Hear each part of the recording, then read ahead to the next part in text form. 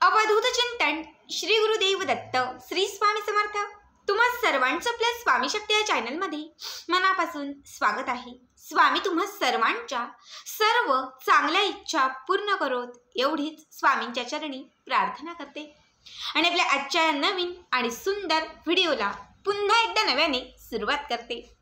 भक्तांनो, आजच्या या व्हिडिओमध्ये मी तुम्हाला मंगळवारी करावयाचा एक विशेष असा उपाय सांगणार आहे। खरं तर मंगळवारचा दिवस हा माता लक्ष्मीसाठी समर्पित आहे।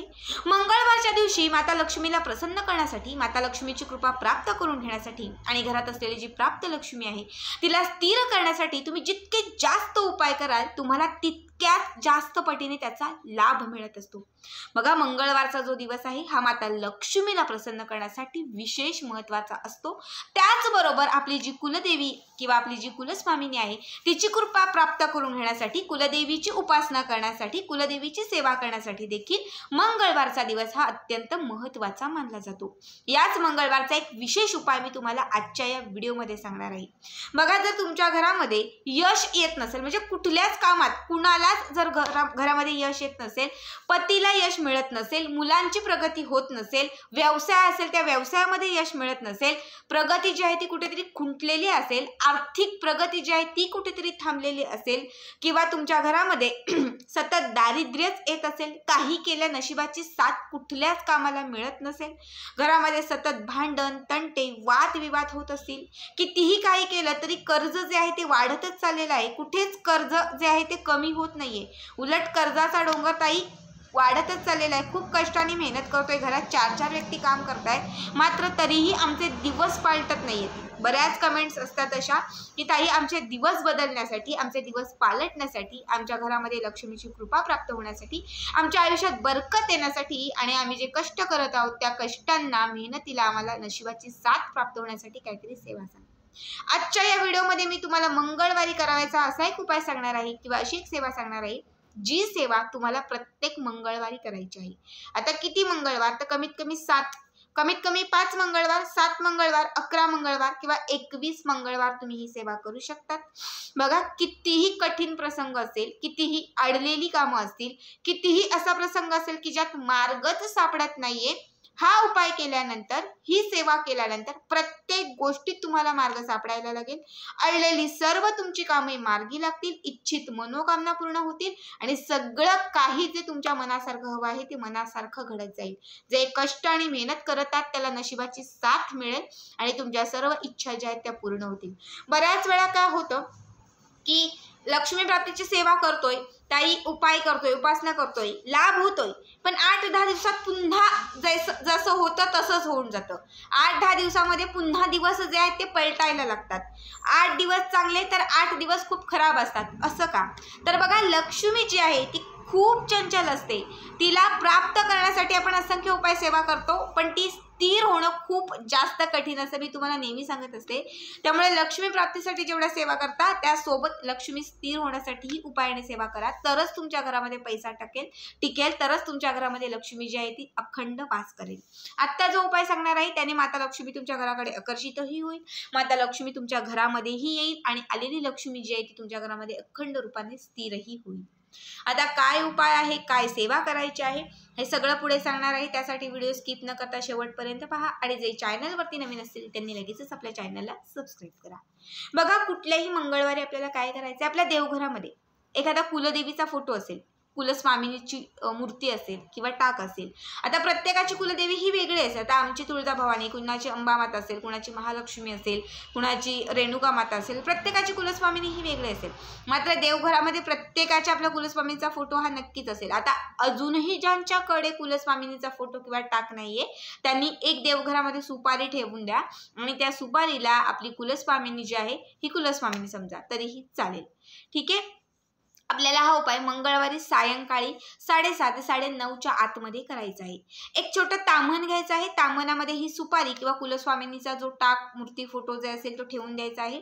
त्याच्यावरती तुम्हाला थोडंसं दूध घालायचं आहे, दही घालायचं आहे, तूप घालायचं आहे, मध आणि साखर असं सेपरेटली घालत तुम्हाला तुमची जी कुलदेवी कुलस्वामिनी आहे तिचा मंत्र जप करायचा आहे आणि हे सगळं एक एक करून त्याच्यावरती अर्पण करायचं आहे आणि या पंचामृताने तुम्हाला त्याला अभिषेक घालायचा आहे।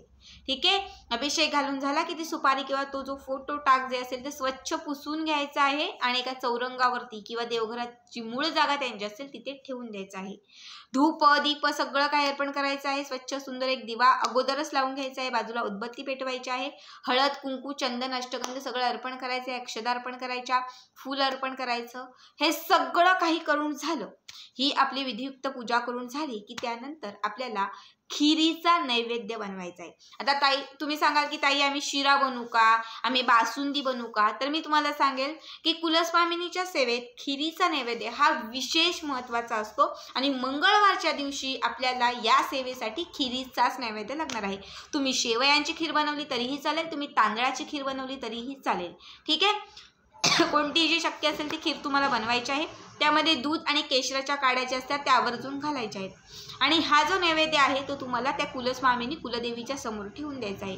त्याच्यावरती तुळशी पात्र तुम्हाला ठेवायचं आहे. कुलदेवीला हा नैवेद्य अर्पण करायचा आहे. इतकं सगळं करून झालं की त्यानंतर तुमच्या आजूबाजूला कुठेही तुम्हाला म्हणजे तुमच्या शेजारी पाजारी तुमच्या घरामध्ये जर लहान छोट्या 5 मुली असतील, आता 5 नाहीच भेटल्या, 2 भेटल्या, 4 भेटल्या, 1 भेटली तरीही चालेल, 5 पर्यंत किंवा 5-7ही भेटल्या तरीही चालतील. जितक्या लहान मुली भेटतील, जितक्या लहान मुली असतील त्यांना घरी बोलवायचं आहे. आपल्या घरी बोलून त्यांना हळद कुंकू लावायचं आहे. कुलदेवी स्वरूप समजून त्यांचं पूजन करायचं आहे. खूप जास्त काय नाही, फक्त हळद कुंकू लावा, औक्षण करा, त्यांना एक एक फूल द्या आणि त्यानंतर तुम्ही जी खीर बनवलेली आहे ही खीर त्यांना खायला द्या. ठीक आहे. असं सलग तुम्ही 5 मंगळवार करा. 7, 11, 21 जेवढे शक्य आहे तेवढे मंगळवार तुम्ही करा. खूप जास्त प्रभावी उपाय आहे. बघा, जेव्हा तुम्ही हा उपाय करायला सुरुवात कराल तेव्हा कुठेतरी आपली कुलदेवी कुलस्वामिनी आपल्यावरती प्रसन्न आहे. आपली कुलदेवी आपल्या बाबतीत जागृत आहे असं तुम्हाला वाटायला लागेल. खरं तर तुम्ही इतर देवांची सेवा थोडीशी कमी केली आणि कुलस्वामिनीची सेवा थोडी जास्त केली तर असंख्य पटीने लाभ होईल. कुलदेवीला कधीच विसरायचं नाही. बरेच लोक जे आहेत ते सगळं करतात पण कुलदेवीला विसरतात.